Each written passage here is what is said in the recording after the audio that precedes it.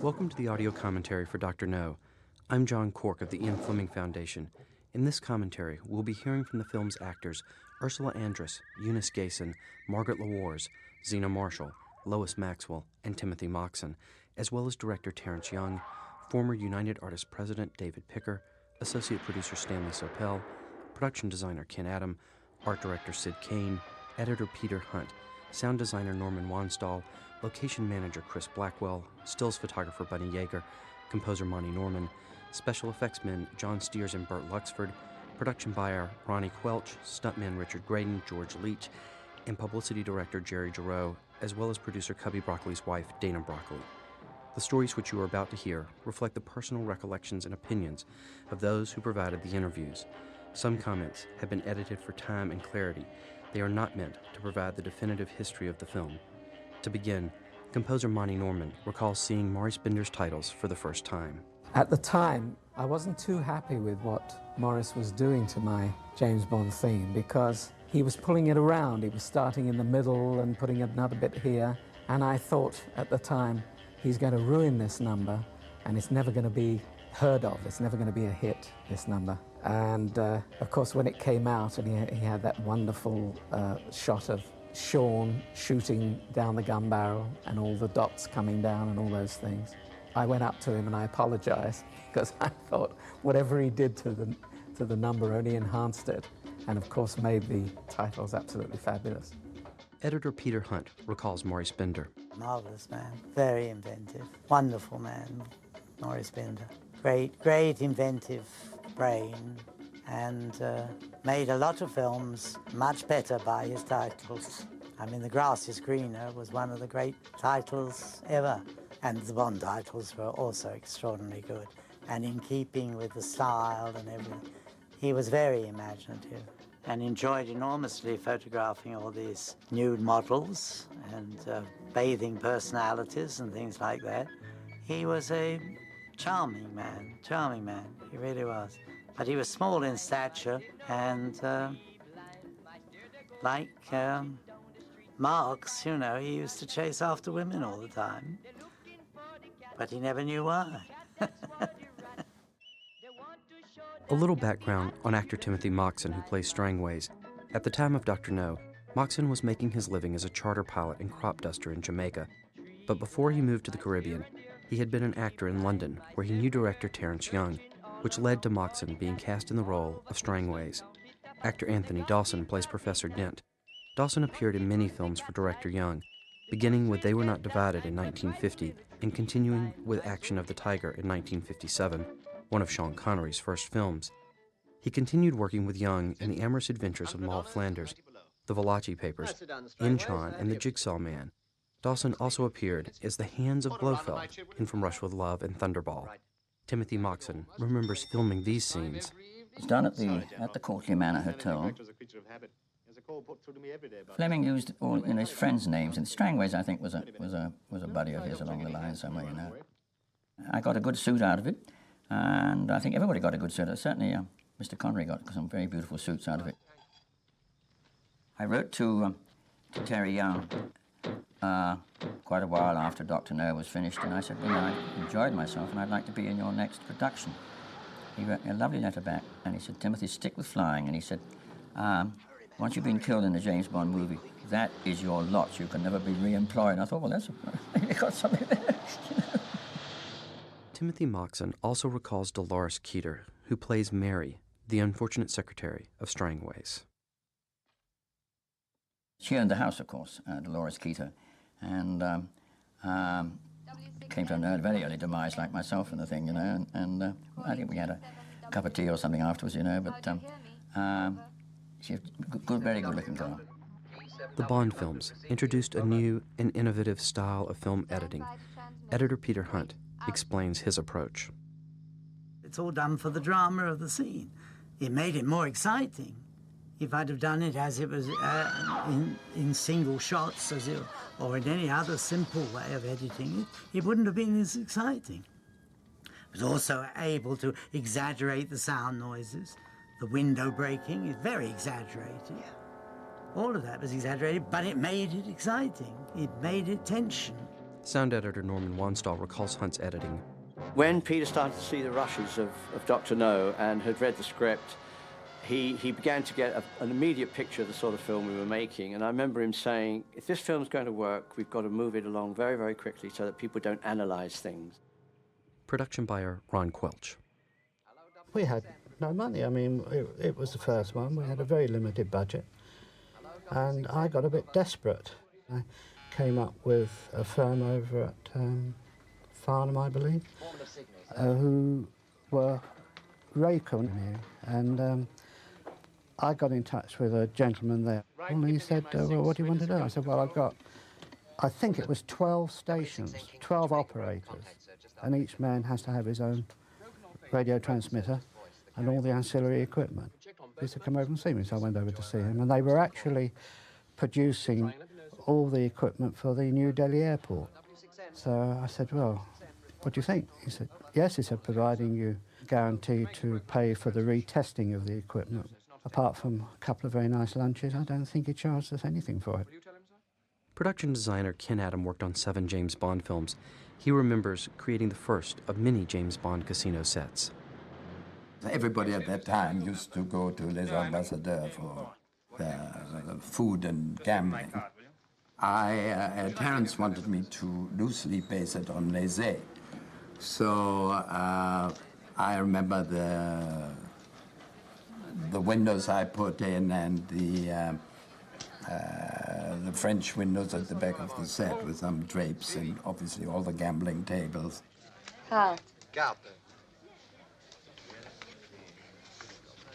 I tried to create space. I know to reproduce this rather French Louis XV or 16 type of decor would have been impossible. But so I did a lot with drapes and chandeliers and obviously all the gambling tables. In this 1974 interview, director Terence Young talks about the introduction of 007. This was a takeoff of the introduction of, in a picture called Quarrel, of Paul Muni, where I thought William Deatley went overboard. He kept Muni talking with his back to camera for about 5 minutes before he finally turned around.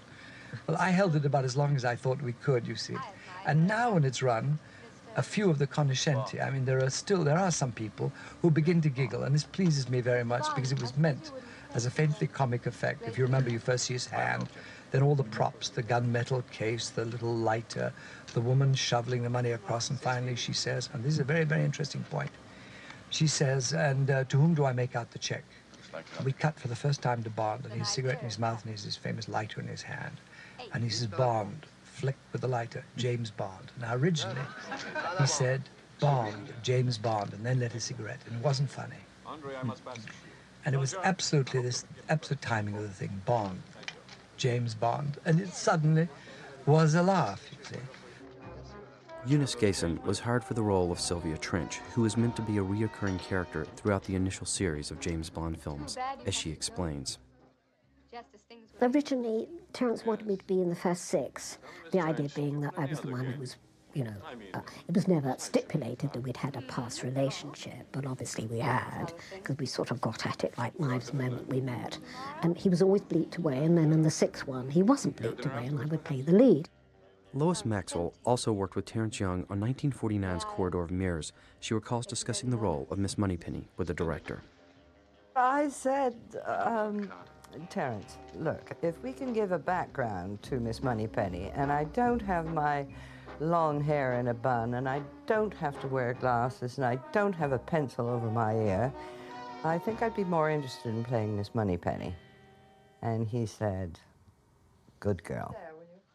Sean and I and Terence decided on the background of the relationship between James Bond and Miss Moneypenny, and that was that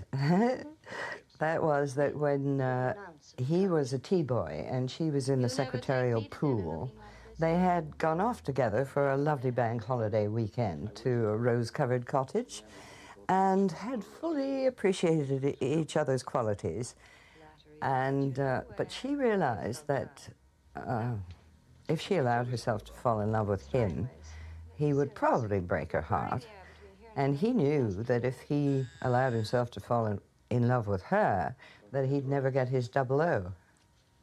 And so that was the background of their cozy-ups in the office. Now, Bernard Lee, he was a marvelous man. He was a very, very talented actor.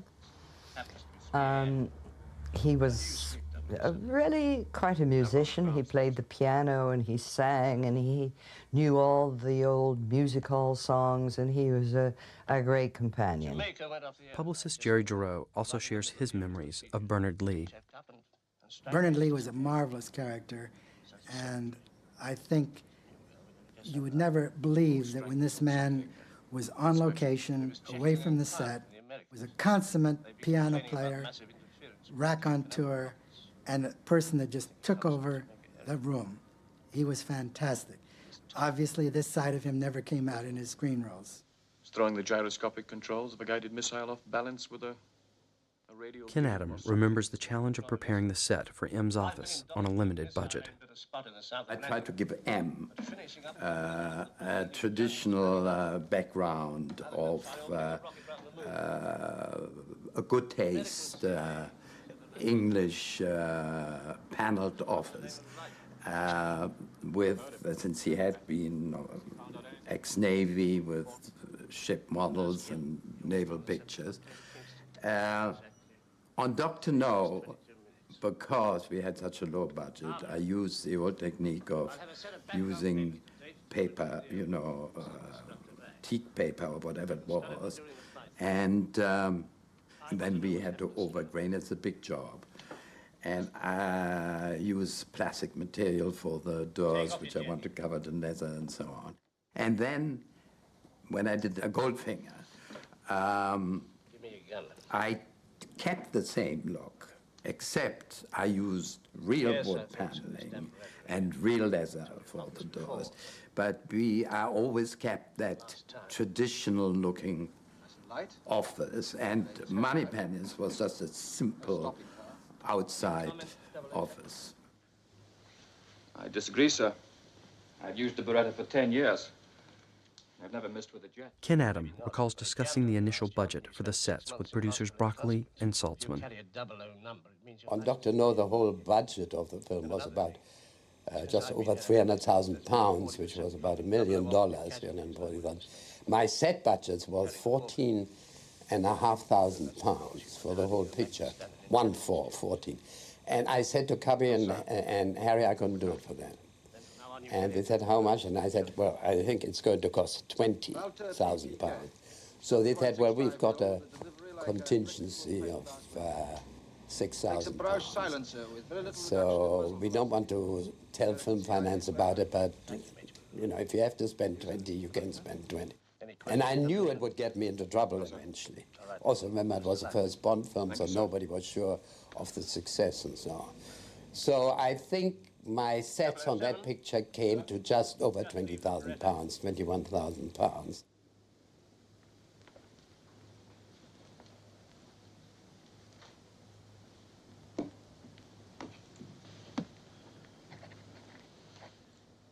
To convert Ian Fleming's novel into a workable screenplay, Cubby Broccoli hired a writer he had worked with often before, Richard Maybaum.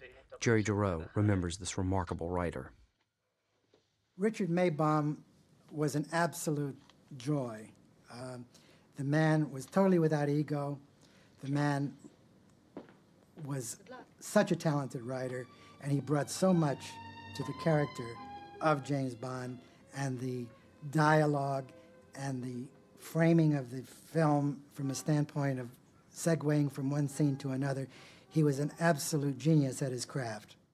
At the same time she was shooting Dr. No, Eunice Gayson was also rehearsing for the London stage production of The Sound of Music, which presented some difficulties. Eunice Gayson. I had met Richard Rogers in New York, who'd just seen me the week before in a play in London. And he said, you don't have to sing, do you? And I said, yes, I was trained for opera. He said, would you come and sing for me at the Shubert Theatre in New York? So I did. And then I got The Sound of Music. And, not thinking that this series was actually going to happen. because Terence wasn't too sure about it. And of course, the moment I started rehearsal for that, Terence rang me and said, right, are you on? I said, but I'm in rehearsal with The Sound of Music. He said, oh, come on, I've written this character now. So I said, well, can I do it, you know, rushing from the theatre? Of course, it meant I couldn't go on location because obviously, you know, I had to be there for 8 shows a week. And that's how it came about, in a nutshell. Until the characters arrive in Dr. No's lair, much of what appears on screen was shot on location in Jamaica. Margaret Lawars recalls what Jamaica was like in the early 1960s. Jamaica in 1962 had just gained its independence from Great Britain, so understandably there was a lot of national pride. Obviously the population was not as it is now, approximately 2.6 million people. Tourism was relatively new as a new product, though I must say that in the 30s and the 40s and the 50s, the rich and the famous did come to Jamaica. People such as Noel Coward and certainly Ian Fleming had houses on the south and southeast coast and the north coast. Location manager Chris Blackwell also remembers. Well, it was very uncluttered at that time. It didn't have any high-rise buildings. Ocherius was a fishing village. It was a tiny town.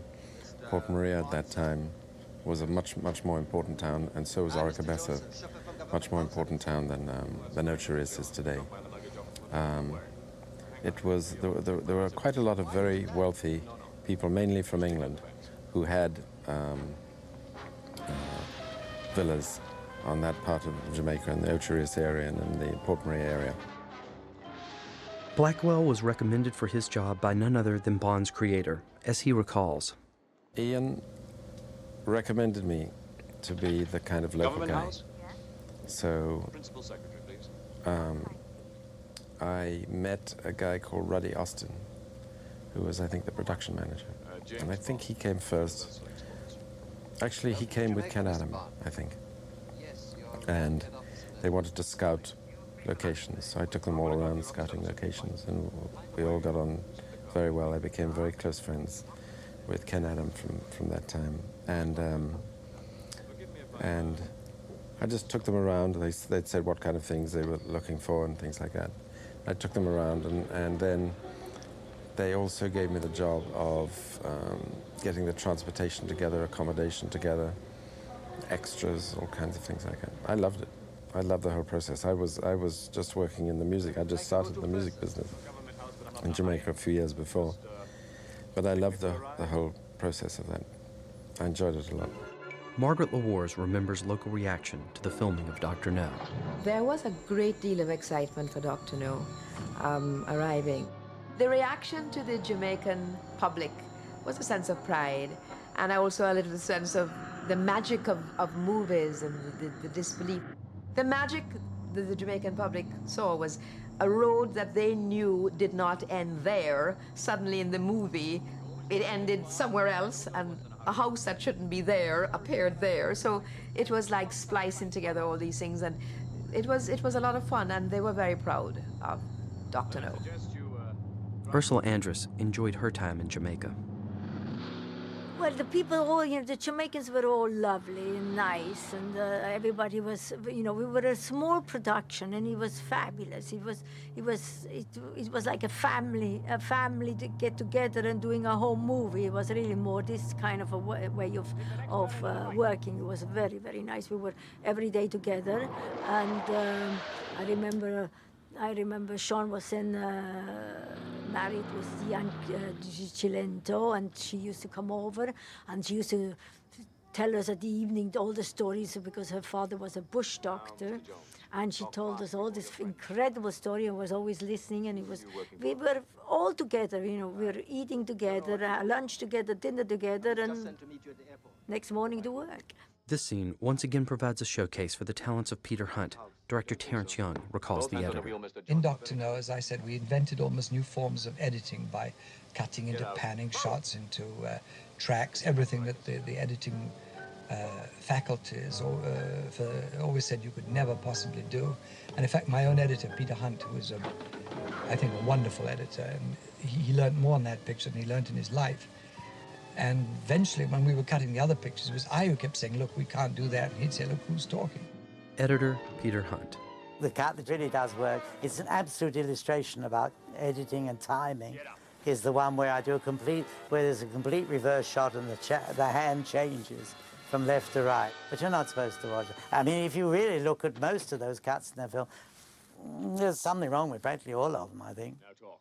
In order to time it, I just jumped it about. I completely changed from the left hand to the right hand because they did that when they shot it.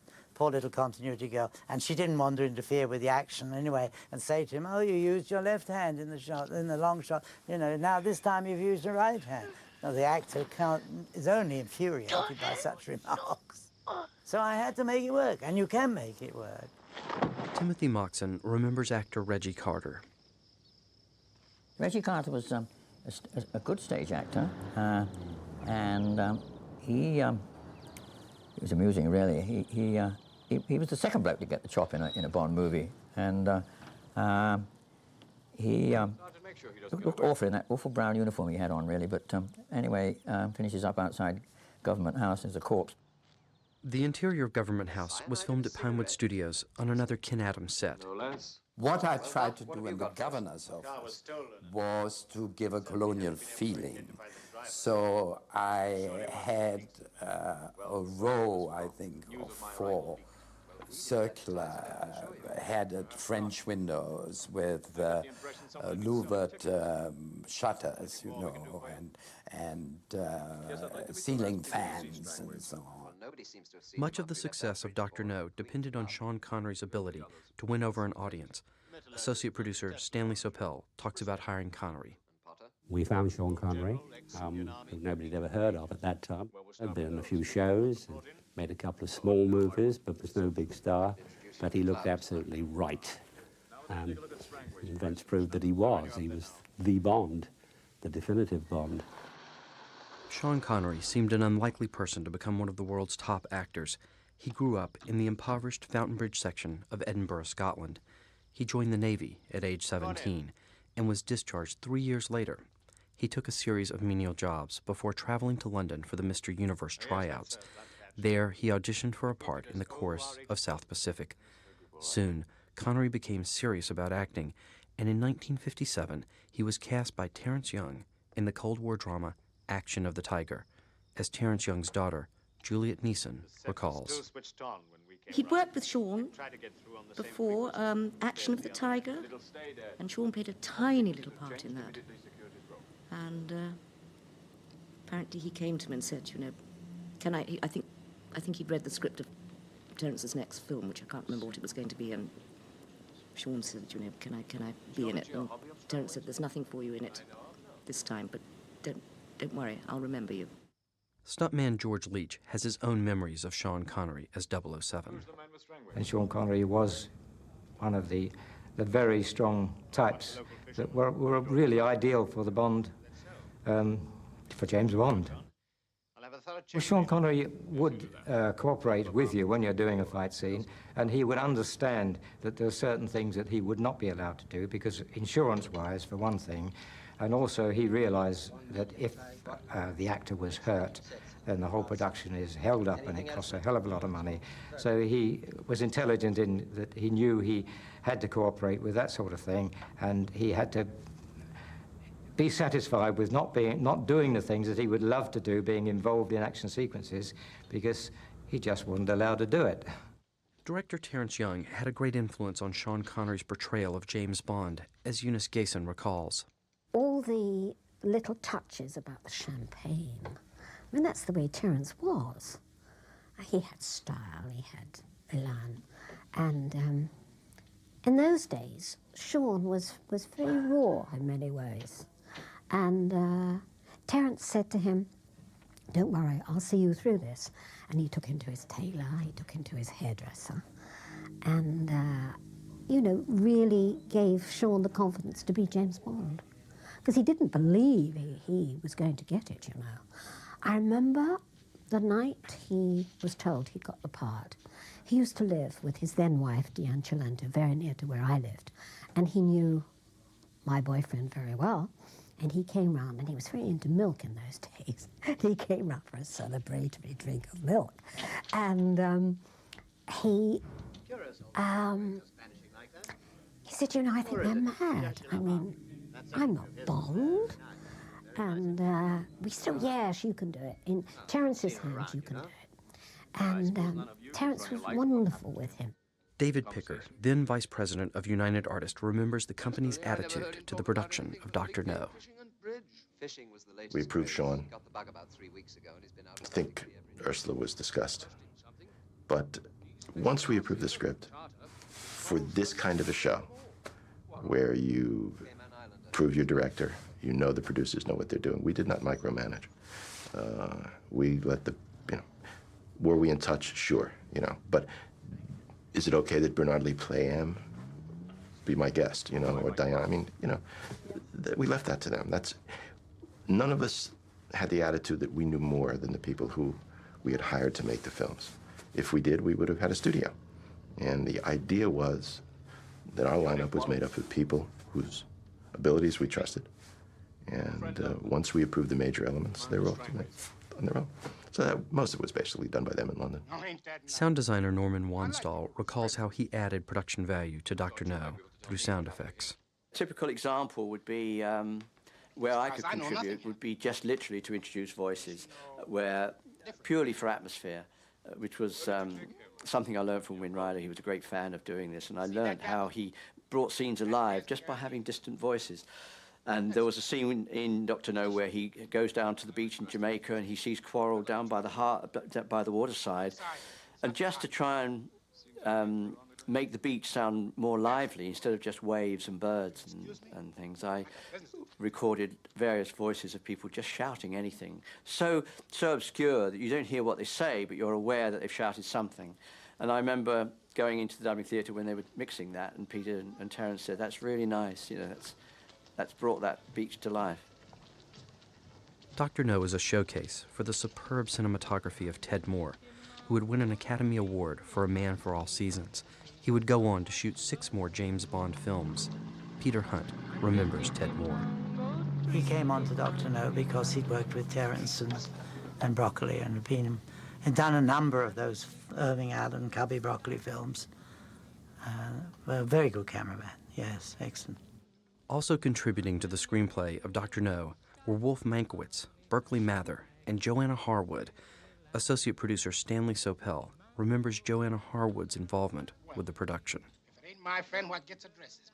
Joanna Harwood, I only knew briefly. She was somebody that Harry brought in. What Joanna was, as far as I remember, was a script editor rather than a writer. Most of the scripts, the early scripts, were written by the late Richard Maybaum, who was an American of some substance, great writer, and a lot of the dialogue really had to be anglicised somewhat because, let's face it, we were making a picture about the British Secret Service, and I think that's what Harry brought Joanna in. I didn't know her extraordinarily well, but I know she was script editor and worked very well. And Harry decided that she was entitled to screen credit for the work she'd done. The poster artwork for Dr. No featured for the first time the now famous 007 logo with the 7 forming the handle of a handgun. Don Smolin, who supervised the advertising campaigns on many of the Bond films of the 1960s, recalls the campaign for Dr. No. The guy who started all that was Dave Chasman with Mitch Hooks' painting, I think. I mean, I as an artist, I as an illustrator, I as a designer, I as an advertising person. That campaign is as good today as it was then. I'm talking about Dr. No. Hold it. Still a great, great, great, great movie poster.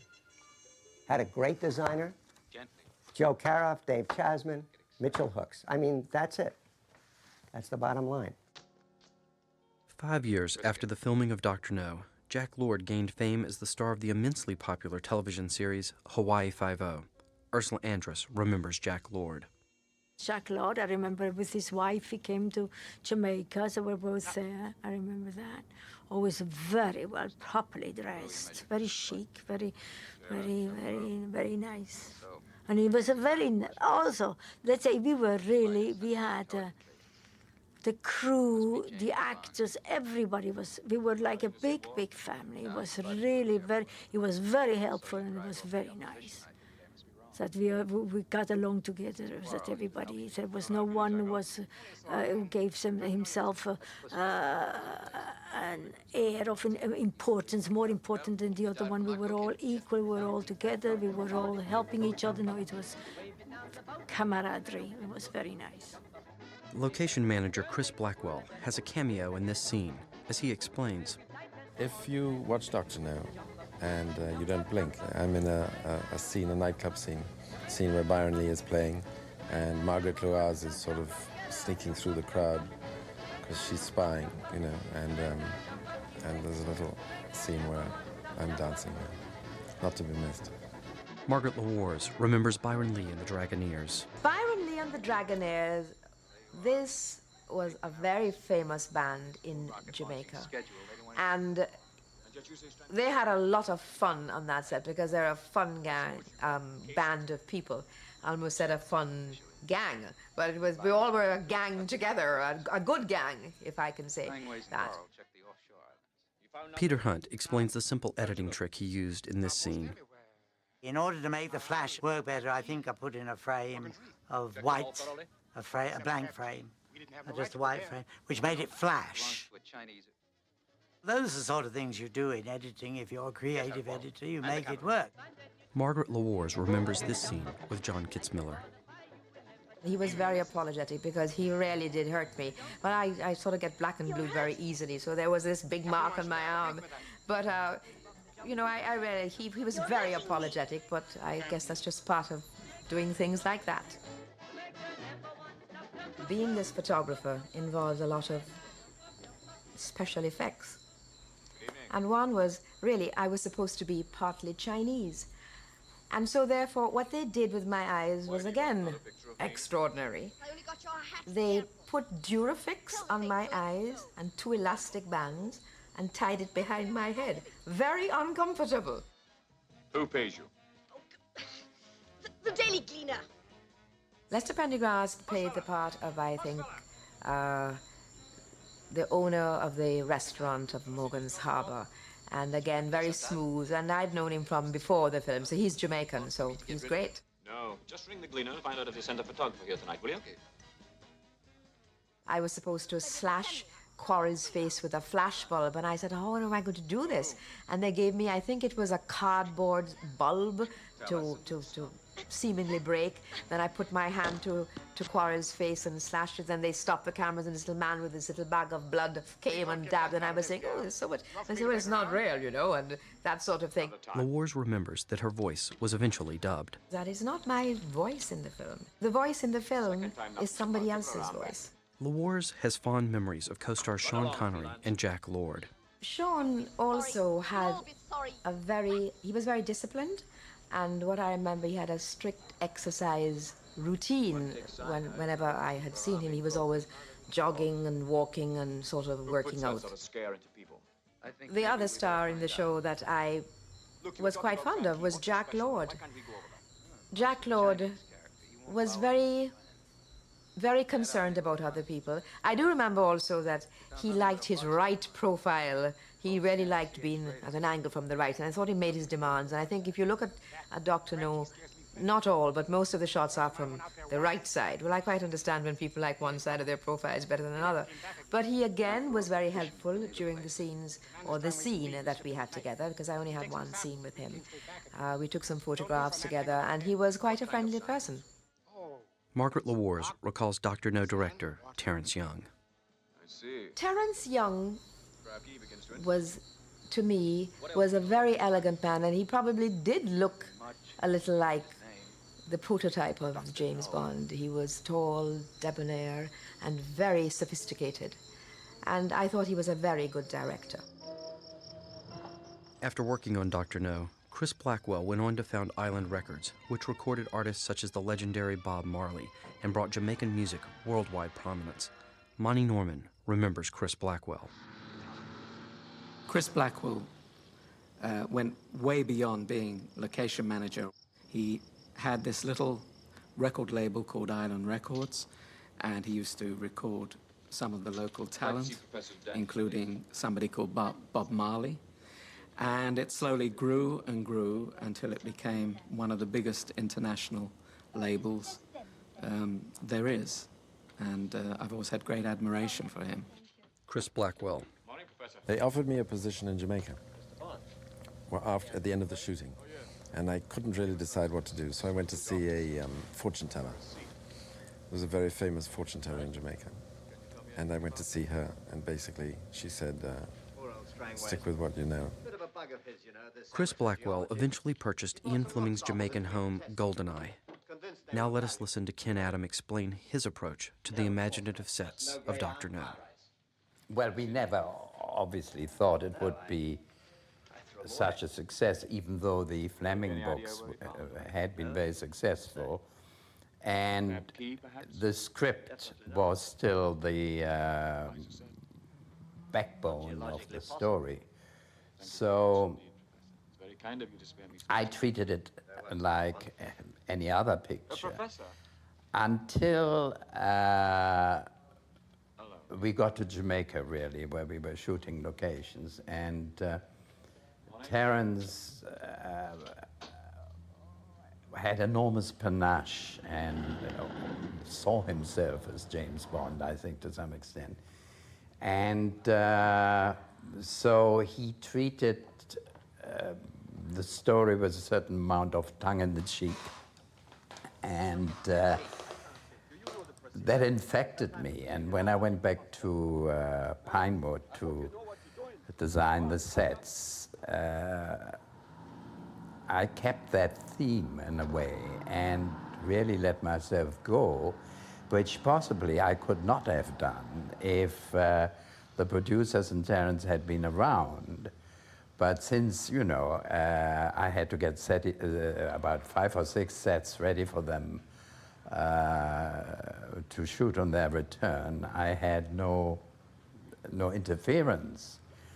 And came up with this tongue-in-the-cheek, slightly bigger than life concept. When the producers and Terence returned from location, I was a little worried what their reaction would be, but Terence was the first one to see the sets on. I think I had sets on 3 stages or something, 3 or 4 stages, and he loved them. And then Cubby and Harry both, you know, agreed with it. And that really started that whole larger-than-life, tongue-in-the-cheek approach to the design of those films. Ken Adam recalls designing this signature set. We had run out of money at this time. And so I came up with this idea of the stylized idea of having a circle in the ceiling with a big grill and with the tarantula in the foreground. And Tony Dawson was the actor who played the part, sitting on his chair. And Terence loved it, and he said, can you give me a bit more ceiling and a bit more inclination so I can really go back? I mean, I spent, I think, £475 on that set, you know. And so it worked, and it was theatrical, but it became a sort of, I don't know, you know, in the last few years when, you know, when I had exhibitions all over the place and so on, people say that circle in the top seems to be my hallmark because it has been repeated in other films and so on. I wasn't aware of it until it was pointed out to me. Former United Artists president David Picker puts a high value on Ken Adams' contribution. Harry and Cubby were smart to get the rights. We were smart to finance them. But at some point in time, somebody has to create the movie, and I think Ken was probably the most significant contributor of any of the creative people, because he understood, and he did it, you know, within, at least at the beginning, the economic parameters that we agreed to. He created that world. In an upcoming scene, James Bond finds a tarantula in his bed. Terence Young remembers the challenges of shooting the scene. Yes, of course. frankly, I shot that scene myself and I designed it myself because we even built a set in which the wall was painted on the floor and he was strapped lying on his side. That was the only way we could get a shot of making the tarantula go in the right direction. We had to put glass on him for obvious reasons, because this was a lethal animal. And it had its poison sac, and you could, in fact, have been killed by it. We had a doctor on the set. And we did the close-ups, as I say, with the tarantula crawling across Sean's chest, but there was a plate glass between them, and frankly, I don't blame him, and I think any of the critics who comment on this, I would love to see them playing the scene with the tarantula. The only interesting thing, as I say, that they didn't know was that there are two shots in that in which Sean is lying on his side, and the whole room has been constructed. It has been turned over 90 degrees, so that the floor was the wall. We put wallpaper on the floor. The bed was stuck, was nailed, that was tight. In fact, it was built on tubular, and we were shooting downwards like this onto the floor. But film-wise, when you saw it on the screen, it looked like we were shooting across the bed onto the wall. But the glass was an absolute essential part of the deal. There was no other way we could have done it. Ken Adam recalls the tilted set. Sean would not use the actual tarantula climbing over himself. So we decided we had to turn the set on the side, bolt the bed to the sides so that we could put a sheet of glass or perspex over Sean's shoulder and have the tarantula go over the glass. We did that, and then Terence wasn't satisfied with that, and then we had Bob Simmons do it again with the tarantula actually climbing over his body. Composer Monty Norman's music adds to the mood of the scene. What I was trying to do was to use my experience in the theatre for the film. So very often I was playing against the mood of the film. Although with the tarantula music, I went straight for it and made it as frightening as possible with electronic sounds and high strings and so on. It's 3 or 4 times his shoe onto the tarantula, and that worked absolutely perfectly with the music, and I was very pleased with that.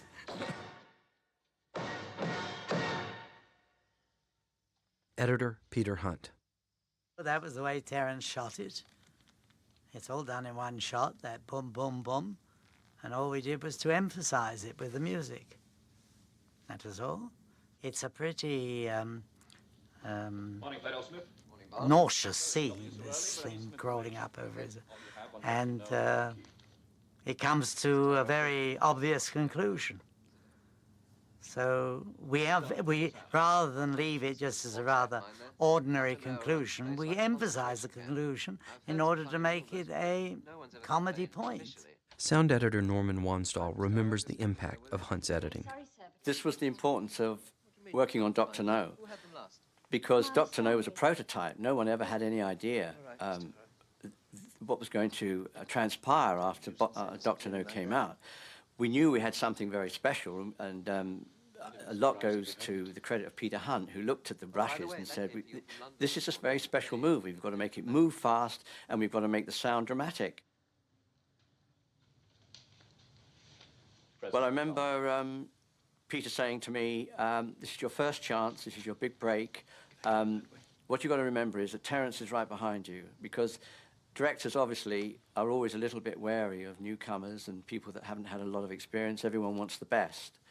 And once he told me that Terence was right behind me, then my confidence rose. While Dr. No was in production in Jamaica, 007 author Ian Fleming writes on Her Majesty's Secret Service at his island home, Goldeneye. During shooting, he often visits the film's location. Chris Blackwell remembers James Bond's creator. Ian Fleming was a very charming man. He was always very nice to me. He just had he was very suave, very cool, very charming, very relaxed, very English. Chris Blackwell remembers Fleming's home, Goldeneye. Ian Fleming bought what is now GoldenEye from the Cousins family, who still, the son of the person he bought it from still lives next door to GoldenEye. And it used to be a donkey racecourse. I went to GoldenEye a couple of times. Tell you the truth, I'd never thought GoldenEye was that great at the time, you know, because at that time there were so many beautiful houses, most of which have now been razed and replaced by high-rise hotels. But at that time, especially in Ocho Rios, there were a tremendous amount of stunningly beautiful houses with beautiful, beautiful beaches. And GoldenEye was nice, but it was by no means the sort of prettiest part on the North Coast. In fact, Noel Coward referred to it as GoldenEye nose and throat. Timothy Moxon remembers GoldenEye. It wasn't the most comfortable house in the world, really. It is now, I think, since Chris Blackwell's taken it over, but rather oddly furnished, you know, because he didn't care. He loved his underwater scuba thing, you know, and he used to go out every morning with his spear gun and one another. But matter of fact, I don't even bother with a spear gun half the time. I used to just put a mask on and go and, you know, relax and unwind in the gorgeous Caribbean. And the funny thing was, in those days, much later on, when I had the little airline, I used to fly people down to Port Antonio. And flying past GoldenEye, I'd say that's where Ian Fleming lived, and that's where he wrote all the wonderful Bond books. And they get their cameras out and say, oh my God, isn't that absolutely fabulous? You know, they have to go right in a circle so they could take more pictures. Timothy Moxon recalls the parallels between James Bond and his creator. He embellished, you know, his career, I'm sure, into the thing, you know, MI5 or the, you know, naval intelligence and one thing or another.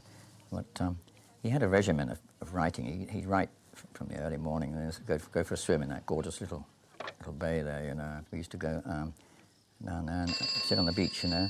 But it was kind of a rarefied atmosphere. He didn't really welcome people too much, you know. He was working. The man was, you know, churning these things out.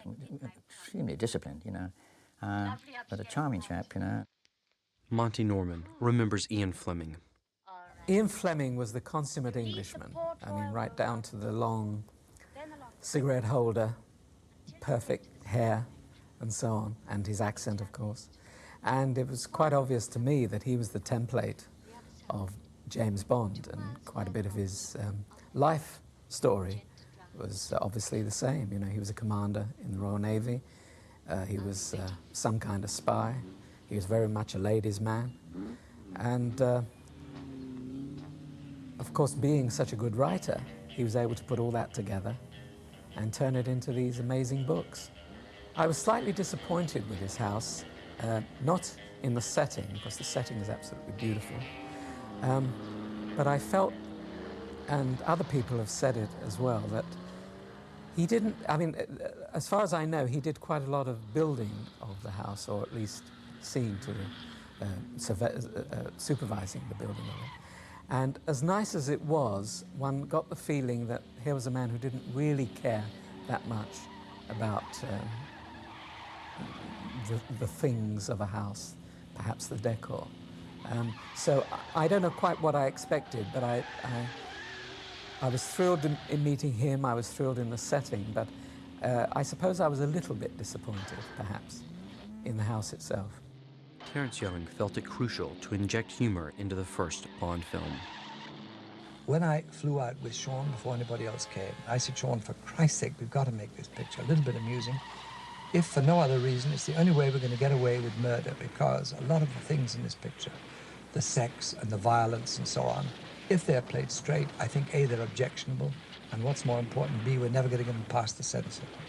But the moment you take the mickey out of a thing, the moment you have your tongue in your cheek, it seems to disarm. The exterior of Miss Terro's house was filmed on location in Jamaica, at one of the bungalows of the Sans Souci Hotel in Ocho Rios.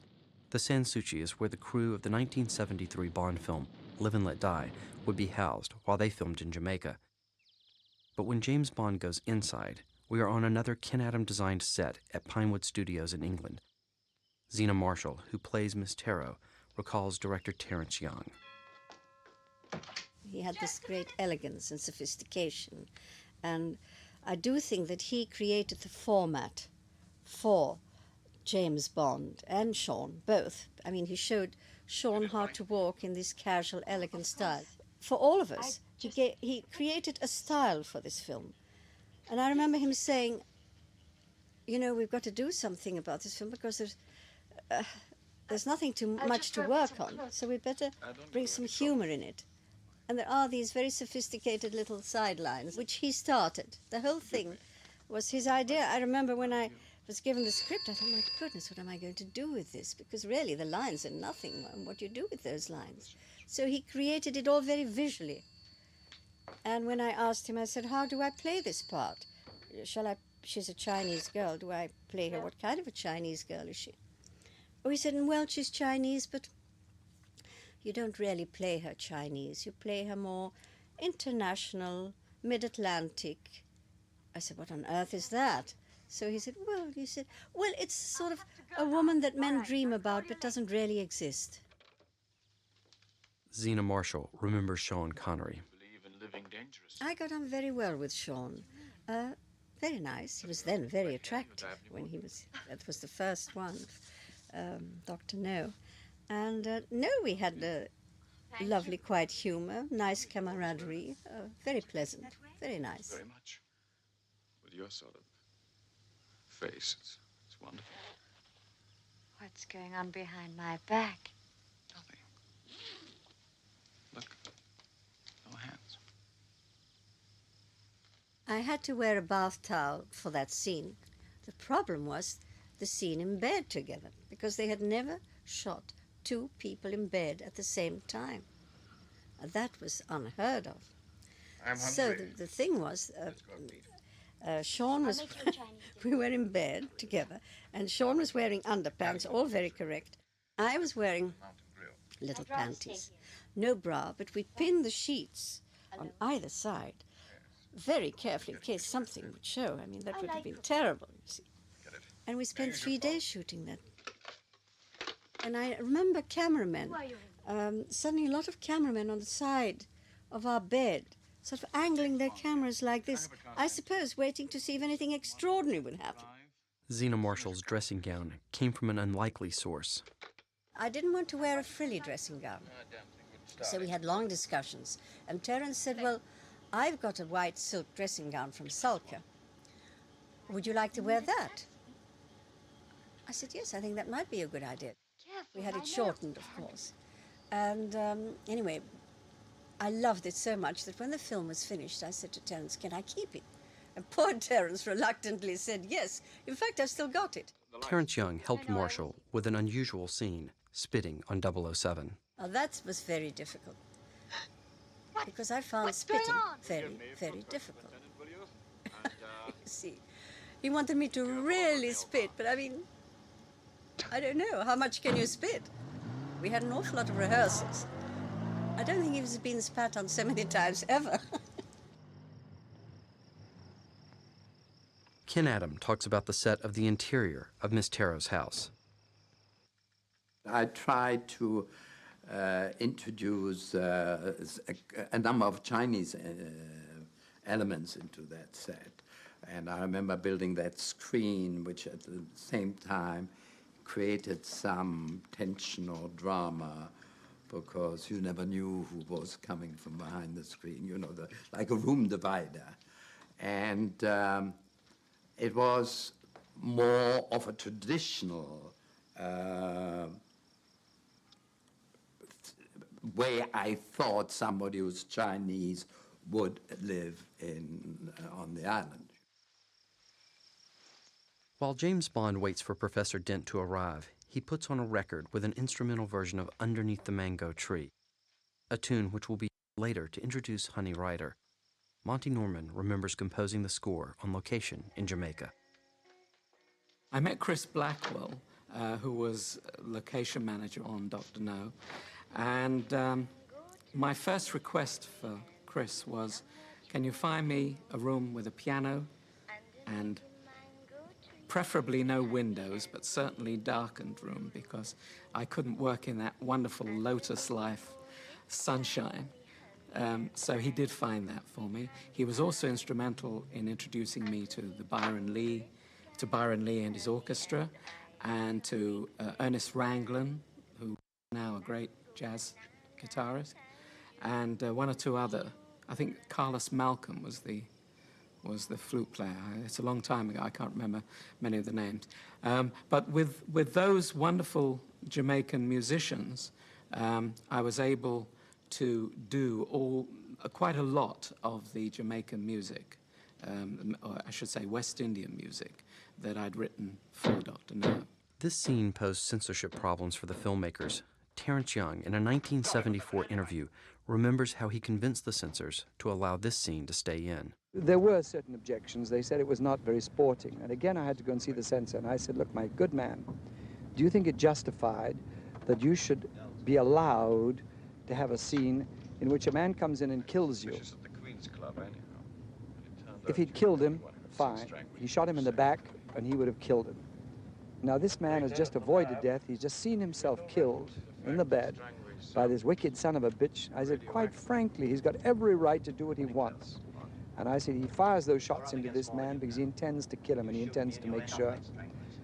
So once I was able to persuade the censor that we were dealing on the very highest moral issues, then the thing was permissible. And in that, if you remember, he coined what became a sort of classic phrase in England. All the kids used to go around saying, you've had your six, bang, bang, bang, you see. Well, you know, only James Bond can count that quickly. Actually, he fired 5 shots, but because it didn't take quite so long as 6. While filming on location, the biggest problem for the filmmakers was often the rainy weather. They had terrible weather. They went to Jamaica at a time when the weather was very inconsistent, and they had storms, and they had showers, and they had rain, and they were on a tight budget, so it wasn't easy for them. They couldn't sit and wait for the weather most of the time. So it was quite varied in many ways. And Terence had a job because he had to manage to get quite a lot done within the period of the time. And in fact, they didn't. They left a great deal of the film, which they'd planned to shoot there, undone because of the weather situation that they came across. I mean, there were some times when they just couldn't shoot. Being a pilot, Timothy Moxon knows the Jamaican weather all too well. Rains all the time because of the Blue Mountains, the orographic lifting, you know, and it's torrential a lot of the time. But, so it's very verdant. Soon, we will get our first glimpse of Ursula Andress as Honey Rider. United Artists publicity director Jerry Giroux recalls the actress. Ursula Andress I first met when she was signed by Paramount as an actress at the studio in the early 50s. She was absolutely one of the most beautiful women that I have ever seen. The unfortunate thing was she spoke very little English in those days. She was a Swiss-German girl, or I should say German-Swiss girl. And they were unable to do anything with her, but everybody agreed she was certainly one of the most beautiful young ladies that had ever been put under contract.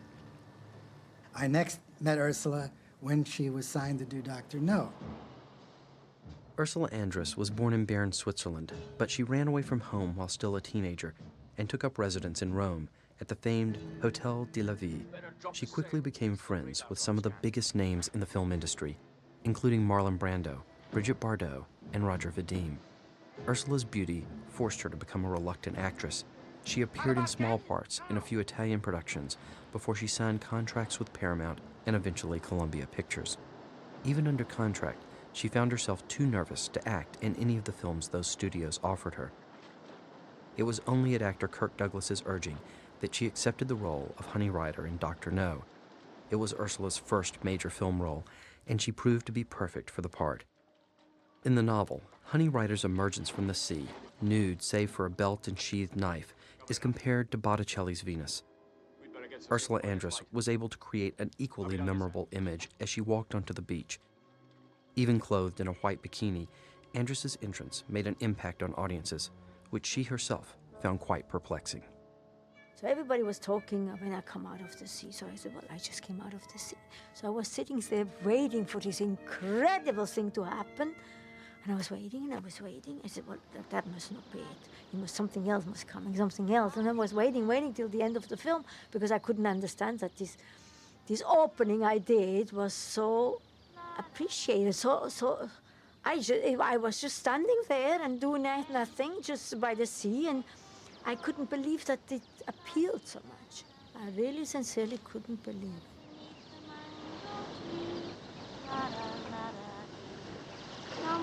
I was really lucky that they liked it so much, because I don't, here I stand there with a shell, and that's it.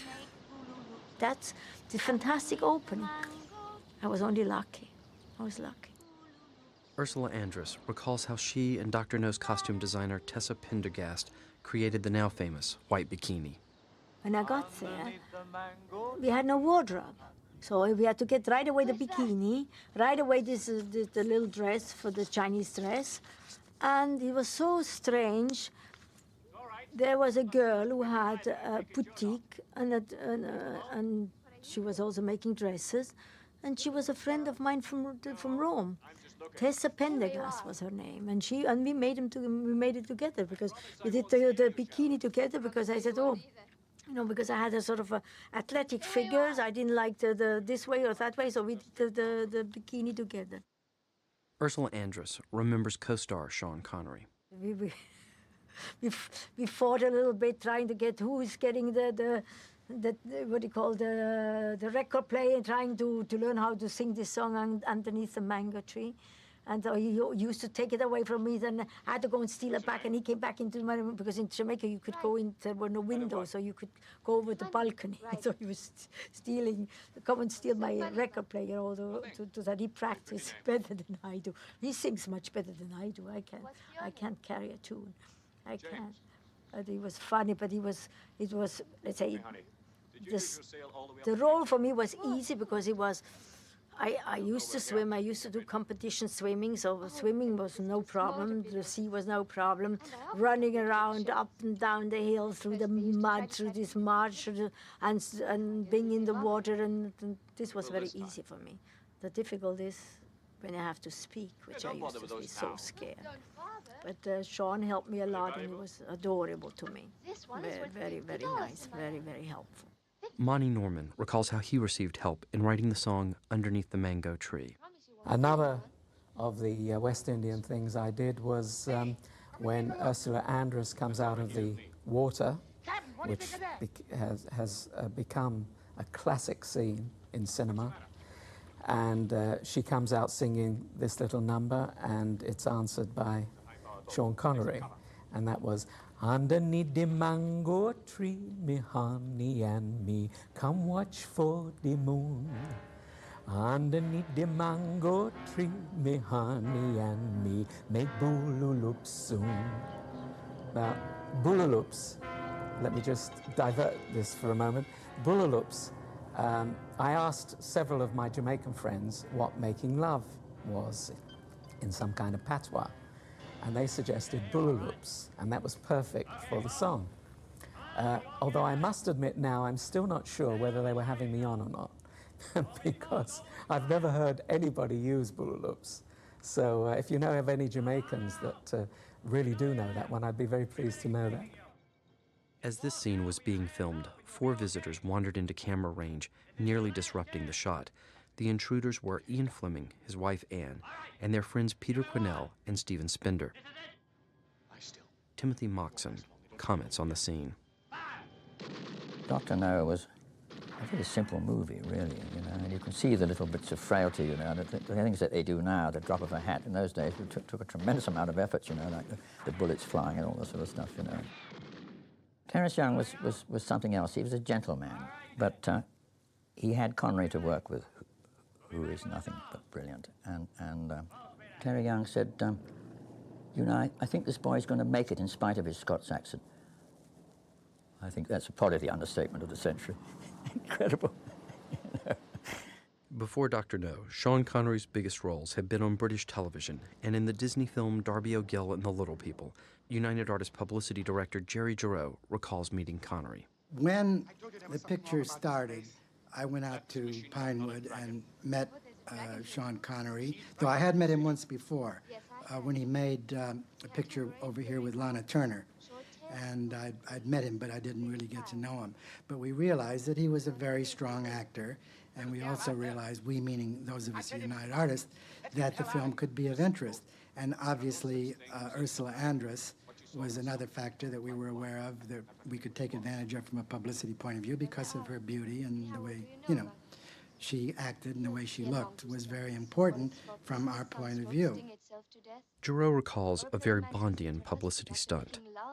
The main publicity that we did in Europe was to take Sean Connery on his first promotional tour. And we went to Italy. And I came up with the idea of James Bond always traveling with a matched set, which meant a brunette, a blonde, and a redhead. And we went to Italy with that and did a tour of the major cities. And indeed, it was when we were in Milan that an Italian journalist first came up with the definition of James Bond as Mr. Kiss Kiss Bang Bang. And that was rather amusing. We also did what no longer exists, but in those days was a real publicity stunt. We went up to a gambling resort just outside of Turin in the Italian side of the Swiss Alps. And the idea was that this actor, this British actor, basically unknown, named Sean Connery, was going to break the bank. And we did it, and it hit the wires and broke in New York as a front page story. I think it was the New York Post, the New York Mirror. The casino was, to say it was operated by whatever,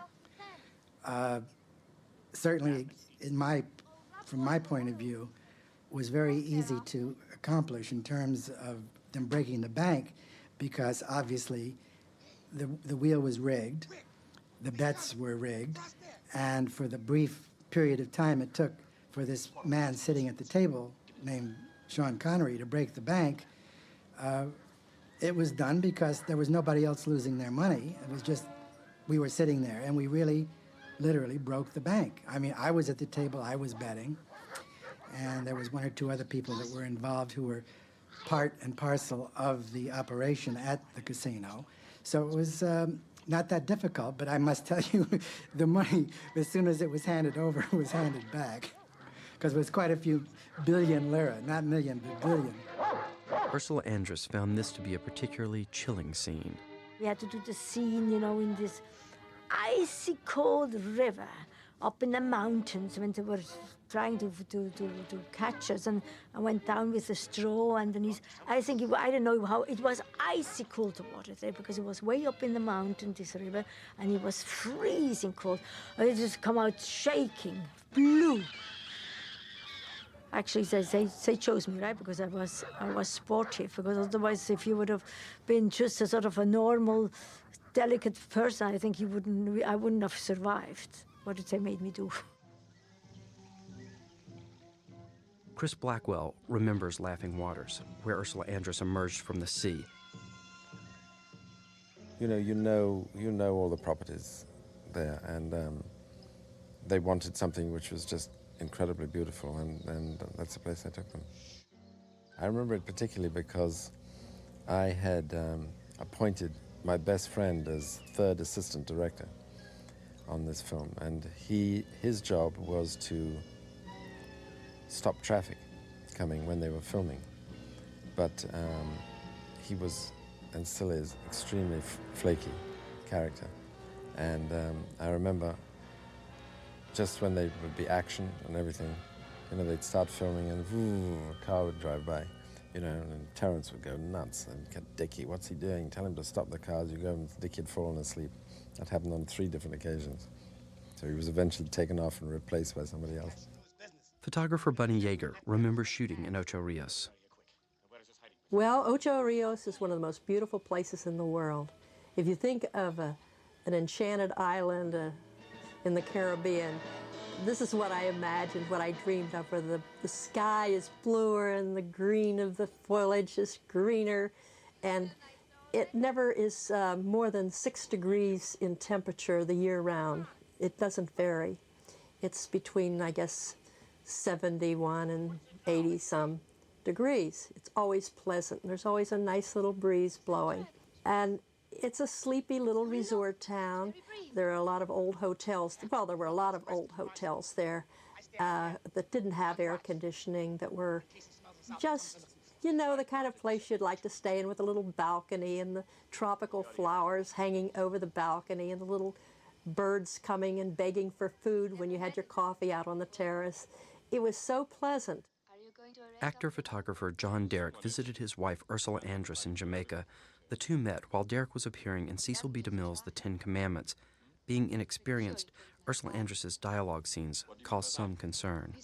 You know, the moment they asked me to do one scene, suddenly my blood pressure used to go up so high and I couldn't hear anymore because of the beat of the heart was against my eardrum. I just heard boom, boom, boom. And the words just came. I don't know how I acted. I really don't know how I acted in that film because I was deadly scared. Feeling that Ursula Andress's accent was perhaps too continental for the ears of the British and American audiences, Peter Hunt turned to Monica Vandersille to revoice the actress, as he explains. You know, revoicing somebody is very tedious, hard work. It's not easy, and you've got to be extremely patient and careful about how you get it. Otherwise, you just get it coming out, as we've all seen, you know, cardboard. It has no emotion in it, and you think, oh, God, what a terrible voice. You know, and there's no portrayal of a performance in it. Whereas Monica, for dear soul, she used to work very hard at it and do it. And we would redo things and do things and work very, very hard. It wasn't easy to revoice any of these voices. But I used to take time, and we used to do it the proper way. Before becoming involved with the James Bond films, Cubby Broccoli was partnered with Irving Allen in a company called Warwick, named after New York's Warwick Hotel, where the two first cemented their partnership. Peter Hunt remembers Warwick. They were a big presence. They came to England to make films because at that time cheaper, and there was a lot of talent around. And Irving had been in England before and had made films or cooperated on films in England. And he made a partnership with Cubby. I don't know the details of that. And they both came over and started a production company, which they called Warwick Films. And their first film was Red Berry, I think, with Alan Ladd. Stanley Sopel, who had worked with Dr. No producer Cubby Broccoli on many of the Warwick films, remembers receiving a fateful phone call from the producer. I've known Cubby Broccoli for a great number of years. I worked for Cubby from 1955 through 1960 when he was partners with a man called Irving Allen, a company in England called Warwick Film Productions, which made a very, very successful movies. Irving and Cubby split and I left, and I just finished doing a picture in Ireland and I was home. Quite a funny story, really. The phone rang at home one night and an American operator said, "Is that Mr. Sopel?" I'll not attempt to do the accent because I'm not very good at it. And I said, "Yes," and she said, "Would you take a collect call from Los Angeles?" I thought, "Oh, I will. Sounds like a job, you know." And on the other line was one, Cubby Broccoli, Albert R. Broccoli. He said, "Stanley, what the hell are you doing?" I said, "Nothing." He said, "You start work for me on Monday. Do you know a man called Harry Saltzman?" I said, "No, never heard of him." He said, "Where are you going to?" Go to, and he gave me an address in London to go and see this man, Harry Saltzman, who I checked up on and found that he had been in the business a long time and been involved with a company called Woodfall Films with Tony Richardson and John Osborne, and made a number of very, very good movies, and Harry was a man of some talent. Jumping way, way, way ahead, some years later, when the Bond films were all set up and lots of money was flying all over the place, I reminded Cubby of this collect call and said, "Why did you call me collect?" He said, "Because it's cheaper that way."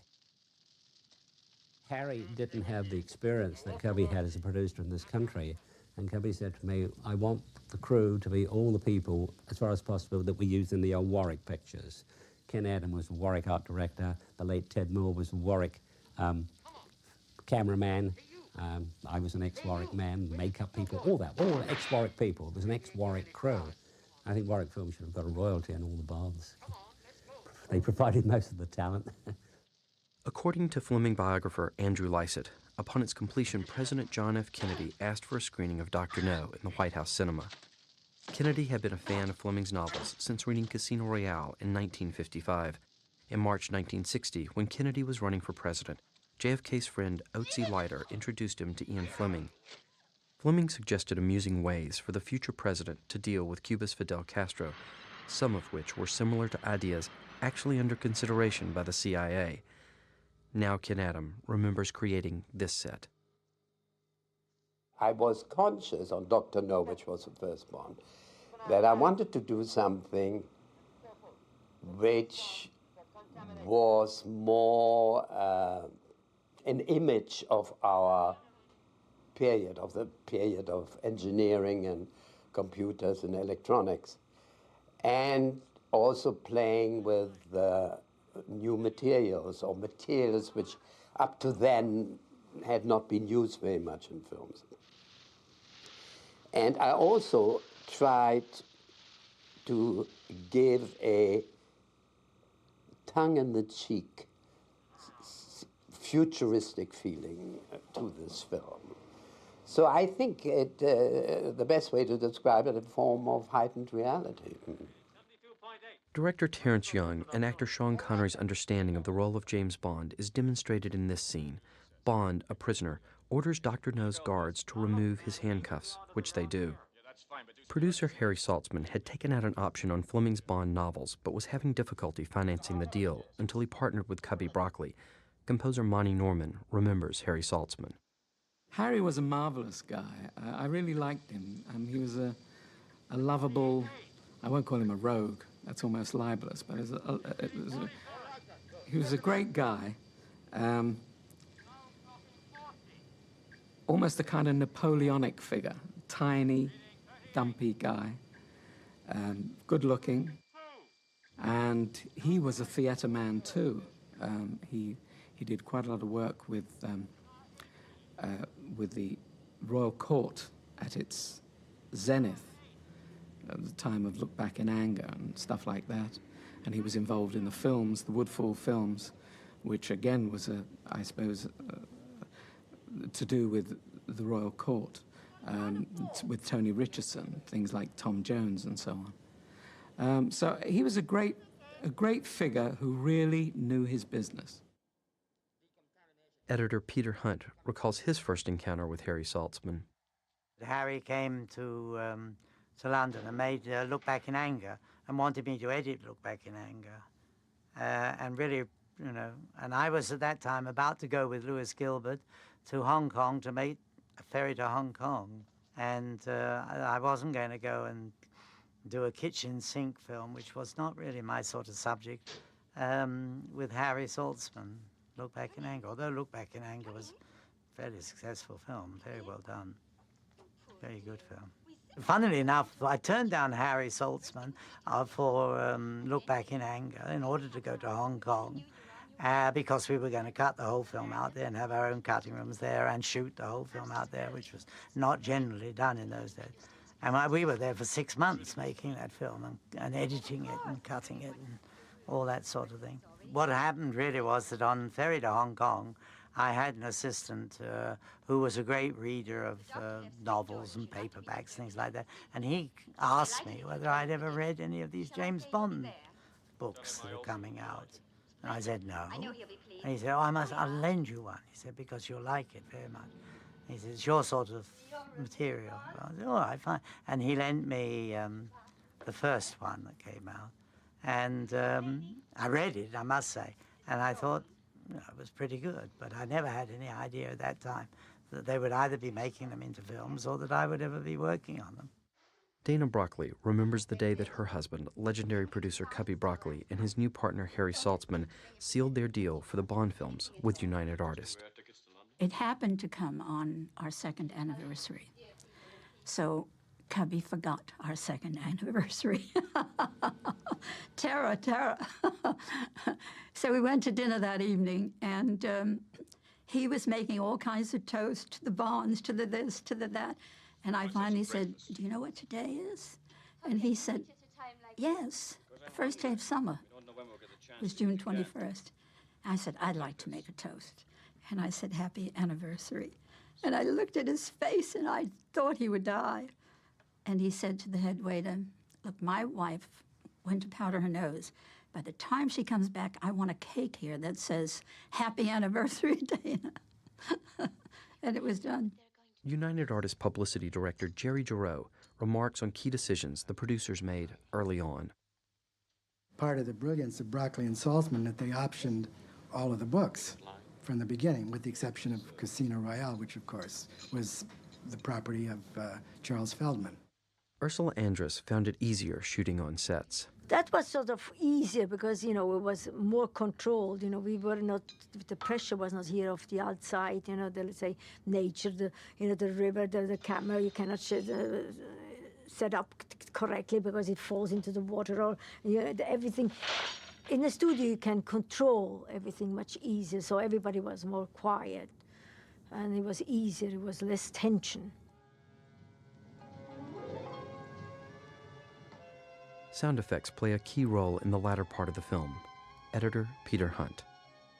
In order to level that all out. I know how we came to have that general hum, was that we thought, well, because it was way down, underground, under the sea, it would have some form of air conditioning. And that's how that came, and we built from there. So we got an air conditioning noise and then made it sound a little bit different, not quite like an air conditioning. Then we added a little bit more to sparkle that up a little bit. And that's how these things come about. Creating all the various sounds that help to bring a movie to life is the job of the sound editor. Norman Wanstall, who would go on to win an Academy Award for his work on Goldfinger, explains a sound editor's duties. Very few people understand what a soundtrack editor actually has to do, and it's not easy to concisely explain it. But in very simple terms, the sound editor's job is to take the soundtrack that's given to you when the film is shot and do what has to be done to it to create the most technically and artistically perfect track for the cinema. Like all the departments, Wanstall was challenged by the film's limited budget. The budget was very low, and this really was significant in my case because invariably on busy films like that, action films, you have two soundtrack editors. It's inevitable you need those because somebody has to look after all the dialogue and somebody has to look after the sound effects. Mainly because so much soundtrack is thrown away or put to one side because of various reasons it's not usable. And Peter said, well, look, we don't have a budget for two soundtrack editors, so we'll hire someone for dialogue. You've had a lot of experience on sound effects with Wind Rider. This is your big chance. And so I moved across to handle the sound effects, and someone else took my job. It was pretty awe-inspiring, really. A big film for one's first chance. And I always remember when the script of Dr. No came in, we just treated it as another movie. We read it and we said, yeah, great, let's do it, sort of thing. But we had absolutely no idea whether it would be popular or whether it would be a success. This amazing Ken Adams set posed special problems for editor Peter Hunt, as Hunt recalls. Ken Adams, of course, came along and said, do you like it? Do you think it'll work? And I said, I think it's great, it's tremendous. But tell me, what's that large piece of glass there for? Oh, he said, that's where the sea is going to be, and you'll see the fishes behind there. Oh, I said, that's interesting. How are you going to put the fishes behind there? Oh, he said, there'll be back projection. Now, as a cutter and in the cutting rooms, I know who gets the film. I have to get the film. And I said, when do you think you're going to shoot this? Oh, this is going to be shot the day after tomorrow. Really, I said, and have you got the film? No, nobody had got the film. Nobody had come to me and said, we need a back projection plate of fish swimming under the sea. You were wondering what it was. I said, well, we better do something about this. I better get hold of some library material or something. Have you looked for any Nobody had looked for any library material. So I rushed around in a short time. I couldn't find any. But eventually, the only thing I could find were there was a plate of these great big tropical fish. And by now, I'd spoken to Terence, and Terence was involved in the whole thing. And I said to him, the only thing I've got is this plate of these tropical fish. Well, I said, will it work? He said, well, we've got to make it work. We're supposed to be shooting this tomorrow. And that is, in fact, what we projected, was this material that I'd found, which was very limited, of these great big fish. Now, when they go over to it and look at it, and you see these great big fish swimming around, Terence rightly thought, we've got to have something to explain this. And he invented the line, minnows pretending they're whales, to cover the enormous size of these fish through this glass. Production buyer Ron Quelch remembers procuring the Goya painting. Because of the topicality of the idea, the famous Goya portrait had just been stolen from the Tate Gallery. And it was decided at around about 3 o'clock one afternoon for shooting the following morning that they would like a copy of the famous Goya Duke of Wellington. Well, it didn't exist. And obviously the real one was, for that time, for that moment, gone. So I went up to the National Portrait Gallery, actually, got all references, photographic references, colour samples. I phoned one of our suppliers to get a correct size frame and had a lot of these postcards enlarged. We didn't have the facility of the machines we have today in the studios. I had to go to an outside firm to have it enlarged to the correct size, done in black and white, delivered it all to the designer's home that night. Overnight, he painted it in the correct colours, and the following morning, we had the Duke of Wellington in its frame, on the easel, in that particular set, Dr. No's apartments. Sound editor Norman Wanstall remembers director Terence Young. I think a lot of people used to say that Terence Young really was James Bond. You know, he was like directing himself, because he was the public school gentleman with the blazer, upright and good-looking, and obviously had a fairly affluent past. And as James Bond, as Dr. No was obviously the very first one, and he was the first director, we felt the whole thing was falling into place, quite frankly. The image of James Bond, as in the book, seemed to fit Terence. And he was fairly cavalier too. He didn't seem to get uptight. Didn't seem a very intense gentleman. He shot the film, simple as that. And I thought he was very right for the part, as they say. Stuntman Richard Graydon also recalls the director. I suppose it would be nice to make a tribute to the originator of the films, which was certainly Terence Young. He set a style which, in fact, has been developed and continued through. Without Terence Young's setting of that style with Sean Connery, who was in those days a very rough actor. When I say rough, I mean he hadn't got the polish that he had now. And it was Terence Young who spotted his potential. And without Terence Young spotting that potential and basically giving it to Sean, I don't think there would have been the success of all the Bond films which have followed. So I do think the two people who set it alight were Terence Young, the original director, and Sean Connery, the original Bond.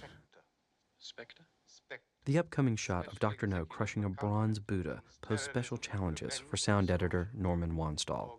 Every time I see that sound, I question whether or not it could have been done any other way. But then any sound editor would have done it his way and would have used different ingredients, and probably 100 sound editors would have produced 100 different noises for it.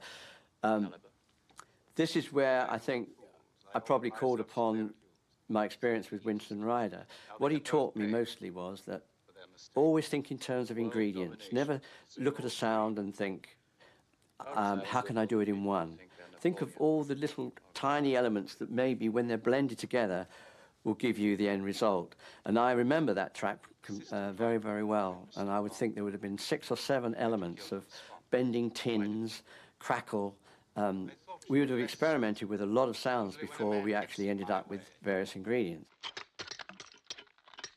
Then I would have gone in just with that individual shot to the mixing theatre, and I would have said, I want to create the sound of this crushing element, and they would have used my ingredients, and between us we would have decided on the very best combination.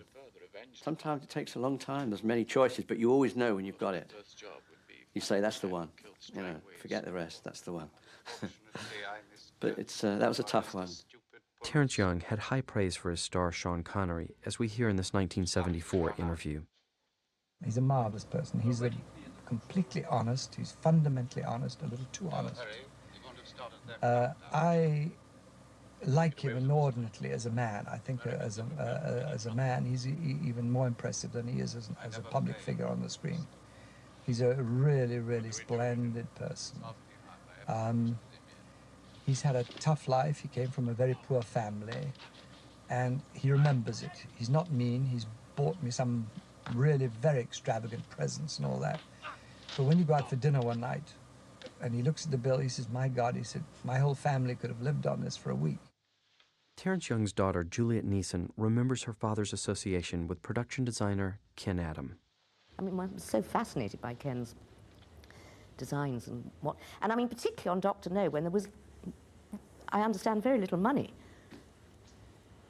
And I mean, the famous scene when he's going down the shaft tunnel, apparently that was only about 8 foot long, that shaft.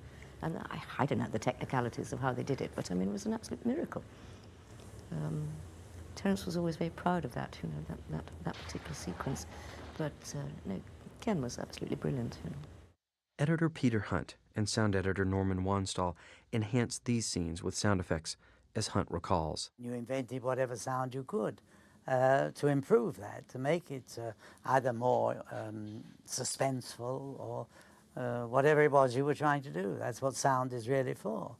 And sound must carry you so that you don't have any slowness or any dullness in the picture or in whatever it is. And obviously those crawling down the shaft, it was a ventilator shaft, wasn't it? So you start off with some sort of ventilator noise. And if it's too mundane and too ordinary, you try and add to it. You start with the one sound, and then you begin to add other sounds and put in other noises along the way, which help the whole series of excitement. Norman Wanstall remembers finding some of the unusual sounds. Whenever I see that scene again, I'm always rather pleased with that. Sometimes you look back on your work and you feel that perhaps it wasn't as good as you thought it was, or you could have added or subtracted certain elements. But I always remember how I asked a fellow sound editor if he had any ideas, had he ever come across anything that would give me the rumble. I knew I could find the water, and I knew I could find the various hissing sounds after the water had passed, because you knew it was hot because Bond had got pads on his hands. And I asked around, and a colleague of mine had in fact produced a rumble on El Cid, I think it was, probably for the sound of galloping hooves in the distance, and I borrowed a copy of that. And I was very grateful, because without the distant rumble and beginning of it would never have had the drama. You knew something was happening down there, and you knew it was going to be scary. Peter Hunt has high praise for Norman Wanstall. He was very good and very inventive, and would go and find tracks or would shoot tracks for the film, and from there we would, you know, enhance on them or use them in whatever way we wanted to, which we thought was best for the scene. The actual sound of the thing also came from the mixer, you must remember, too. So you would mix several tracks together at certain times to create one sound, which would deliver for you the drama of whatever you were trying to create. Norman Wanstall recalls attending an early screening of the finished film.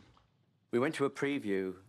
I always remember that, going to a preview with Harry Saltzman was there, and it was in some local cinema. I'd never been to a preview before, and they interviewed people as they came out, and they filled in their cards. And I always remember Peter saying to me, "By the way, there's one or two here who've commented on the sound effects." I thought, oh, that's rather a good start.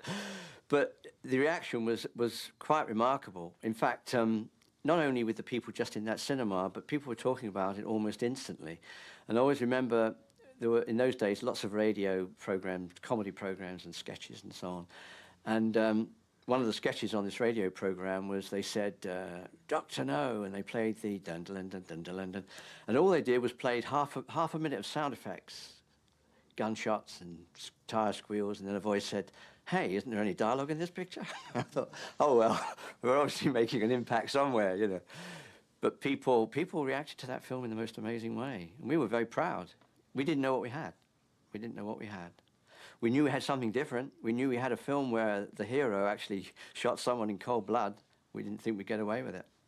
We knew we had a film where Sean was going to say Bond, James Bond, which was a classic shot of all time. We knew we had a film where a tarantula went up a man's arm. And we knew we had a film where Ursula Andress came out of the water.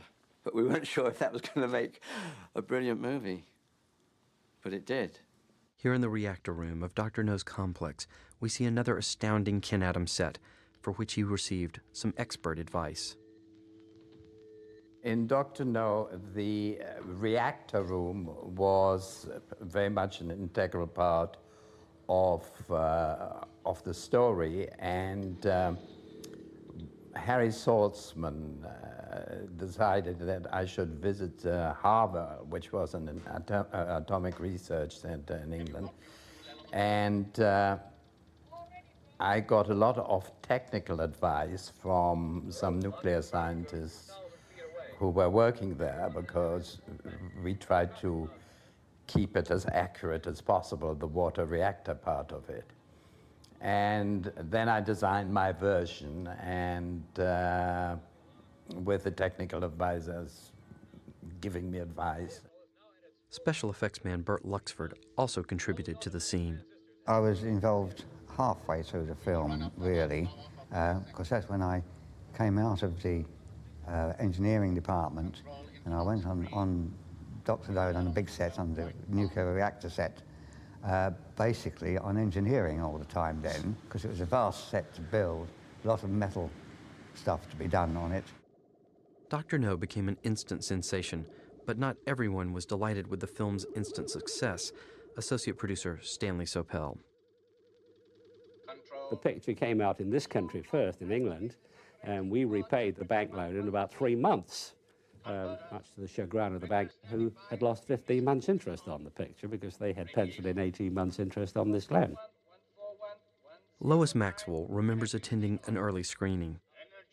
It was only at the end of the film when I was invited to a rough cut of the film.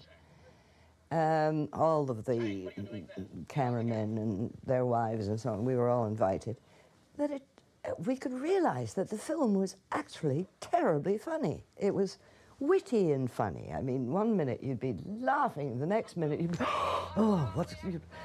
And then we thought, this is not a run-of-the-mill film. It's going to be something different. I was always invited to the beginning of the film luncheon, and usually to the wind-up party too, which was, oh, the wind-up party for Dr. No was something else, because by then, as I say, we'd seen the rough cut, and we all felt quite excited about it. And Ursula Andress was simply wonderful. And there was dancing and everything, and nobody could keep their eyes off Ursula. The success of Dr. No was a big boost for the career of Ursula Andress. Dr. No got me into, let's say, he gave me success, he gave me independence, I could choose, I could do. It gave me a lot, Dr. No. Associate producer Stanley Sopel. We did a budget. The budget was in excess of $1 million, and United Artists said, $1 million, no more. So we did a little doctrine of the script, a little doctrine of the budget, and then $1 million, and we made the movie, which cost $1.2 million, the original budget. There was a little kerfuffle about that because we'd gone over budget, etc., etc. And then, of course, they saw the movie, and what they saw was a $5 million movie, which we'd made for 1.2. Sound editor Norman Wanstall. By the way, the biggest challenge for me in Dr. No was the final part where he realizes that he has a chance of blowing the complex up, the Dr. No's complex. He turns the wheel, and he turns the wheel, and he turns it, and so we obviously have to tell the audience that this is really bad news and that he is beginning to, something is going to erupt. When you see the film, it's very easy to assume that the sound on the handle was, of course, the sound that belonged on it, that the machine he used had a sound, but of course it wasn't. It was just a built appliance on the set. And I think that was one of the most difficult tracks I ever had to produce. And I turned to the maintenance man at Pinewood Studios and I said, look, you're the boffin, you're the guy with the wires and the machines and the electronics. look at that and see what you can do. And within 2 days, he said, I think I might have done it. And he came up with a gadget you can't believe. There was wires and buttons and lamps and the most extraordinary thing. But he said, if you turn this little handle here, a sound will emit and it will vary accordingly. And sure enough, it did. And so we watched the picture and that's how we did it. I've never been so grateful. You know, that's teamwork, that's movie making. Editor Peter Hunt was in New York City when Dr. No premiered there and found out that it was the talk of the town, or at least the talk of the town's cab drivers. I enjoyed making Dr. No because it was a tremendous inventive vehicle for me. Because of the problems we had in shooting it, there was a great deal of inventiveness needed in making the film, which suited me, it suited my personality. I only remember getting a great deal of pleasure the first visit I had to New York, riding in a taxi from the airport to United Artists or to my hotel, and all the taxi driver could talk about was this wonderful new British film that had come out called Dr. No. He never knew that I had anything to do with it, but he was wildly enthusiastic about it, which was great for me. I thought it was terrific. Photographer Bunny Yeager remembers her reaction to first seeing Dr. No. Oh, I was so excited. Oh, I didn't want that movie to ever end. I wanted to go on and on. It's one of those things where you go into a darkened theater and you want to be entertained. You want to go to fantasy world. I liked going to that kind of a movie. And that's why I think it's so long-lasting, because it pleases the men and the women. The women are going for James Bond, who is always in deadly peril and fighting this horrible foe, and you know he's going to get hurt, you know he get killed, but he doesn't. He always survives very nicely and very well. He's in control at all times. And of course the men like to go to see it because they would love to be a James Bond in their real life. They have just an ordinary life, but in the James Bond film you can watch it and you can put yourself in the position of him or her or whatever, and just live those moments that the film is going on in the theater. And that's what I do. I just love those films. They're so big. Bud Ornstein, the chief of United Artists' London office, had a hand in the film's final scenes, as publicity director Jerry Giroux recalls. One of the great things that Bud accomplished for the Bond series, as it turned out, was that he got another $100,000 on the budget for a big sequence at the end. When everything blows up, that was not part of the original budget. That was thanks to Bud Ornstein getting the additional money for it to be done. Frank George, the special effects supervisor of Dr. No, approached John Steers to help with these scenes, as Steers remembers. I was asked by Frank George if I'd go in and help him with the miniatures on the bauxite wharf for Dr. No. And he said, well, Johnny, you're the best guy I know now to do miniatures with the stuff you've done. He said, would you like to do it? So I said, yeah, sure, Frank, that'd be great. So I did that. I did the miniatures, that miniature.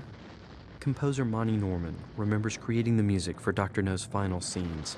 I was using music going up in semitones and tones at the time of the Dr. No laboratory and island even blowing up to bits, and that was good because it all helped in the chaos of the moment. But the bit I like is the bit after that, when Sean and Ursula are in the little boat, and the Royal Navy comes on the scene. And I wrote a bit there, a kind of jingo march, a jingoist sort of march, which I wish could have been played a bit louder. I mean, it was right for the film, but as a composer, I'd like to have heard it louder because it's one of my favorite bits. Because of the success of Dr. No once it came out, they put out the LP very, very quickly, and they mainly put out stuff that was recorded in Jamaica. There's hardly any of the stuff I wrote in England in it, and it would be nice to redo that CD and add some of those pieces. Ursula Andress enjoyed certain aspects of her role. He was so adorable to me. It was so nice to kiss Sean. He was adorable to me. It was a pleasure to kiss him, a great pleasure. I would like to thank all the actors and crew of Dr. No who are heard on this audio commentary. Ursula Andress, Eunice Gayson, Margaret LaWars, Zena Marshall, Lois Maxwell, Timothy Moxon, Terence Young, David Picker, Stanley Sopel, Ken Adam, Sid Kane, Peter Hunt, Norman Wanstall, Chris Blackwell, Bunny Yeager, Monty Norman, John Steers, Burt Luxford, Ron Quelch, Richard Graydon, George Leach, Jerry Giroux, and Dana Broccoli. I would also like to pay tribute to all those who assisted in gathering material for this commentary, especially Steve Morey, for the use of his 1974 interview with Terence Young.